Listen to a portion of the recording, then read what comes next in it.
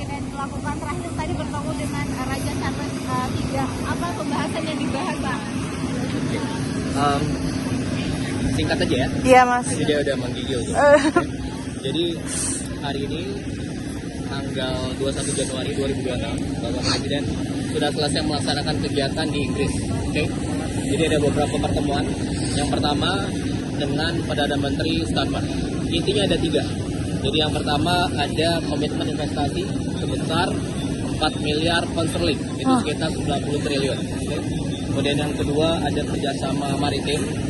Kemudian yang ketiga ada kerjasama dalam pembangunan 1.582 kapal nelayan. Nah, yang menariknya begini, jadi kapalnya ini nanti menurut Menteri Kelautan akan mempekerjakan sekitar 600.000 orang. Kenapa? Karena nanti diproduksinya, dirakitnya di Indonesia. Oke. Jadi 30.000 sendiri itu untuk awak kapalnya, kemudian 400.000 untuk yang memproduksinya. Oke. Kemudian nanti ada 170.000 itu multiplier efeknya di luar dari yang berkaitan langsung. Ya. Itu yang pertama. Kemudian yang kedua, kemarin Bapak Presiden bertemu dengan 24 profesor dari 24 universitas top di Inggris Raya. Jadi ada King's College, ada Oxford University, Imperial College, kemudian Edinburgh, juga kira-kira, dan 20 lainnya. Intinya apa? Intinya satu, yang pertama ada kerjasama pendidikan. Jadi Bapak Presiden ingin membuat 10 kampus baru di Indonesia, terutama di bidang kedokteran. Kemudian di bidang STEM, Science, Technology, Engineering, and Mathematics, itu nanti beliau akan buat di Indonesia.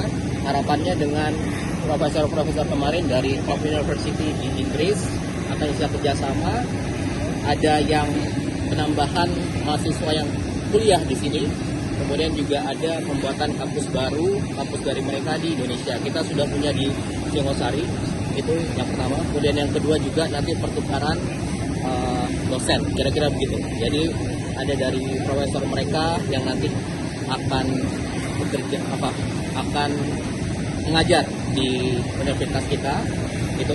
Kemudian yang ketiga tentunya dengan bertemu kemarin ada Menteri Pendidikan UK juga, kemudian ada dari Russell Group, Dr. University, itu harapannya ranking universitas di Indonesia bisa naik di level dunia. Oke. Kemudian yang ketiga selanjutnya, di antara kegiatan kemarin Bapak Presiden melaksanakan rapat koordinasi dengan tim Satgas PKH di Jakarta. PKH penertiban kawasan hutan yang beliau bentuk 2 bulan setelah dilantik, Januari 2025. Oke. Apa tujuannya kemarin? Jadi setelah rapat itu menerima laporan dari Satgas, Bapak Presiden memutuskan untuk mencabut izin perusahaan yang telah terbukti melanggar. Jadi ada 22 perusahaan terkait hutan, kemudian ada 6 terkait tambang yang merusak alam, gitu ya. Itu kira-kira itu. Ketemu dengan Raja Charles gimana, Mas? Satu lagi tadi Bapak Presiden bertemu dengan Raja Charles III.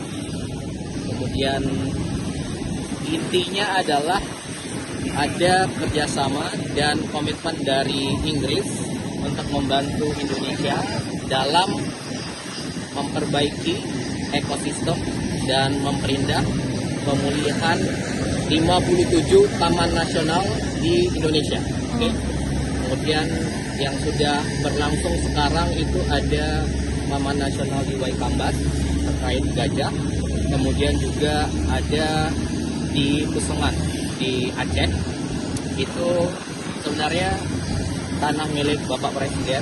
Kemudian beberapa tahun lalu beliau berikan ke negara untuk dikelola oleh WWF untuk konservasi gajah.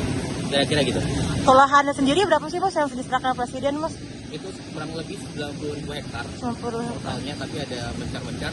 Tapi tidak seluruhnya untuk konservasi gajah. Iya. Nanti akan disesuaikan oleh WWF mana yang untuk gajah, mana yang untuk ekosistem lainnya. Kira-kira Mas, begitu. untuk komitmen investasi yang di awal itu di sektor maritim aja atau sektor keuangan, kan kemarin Bapak menyinggung sektor keuangan juga kan?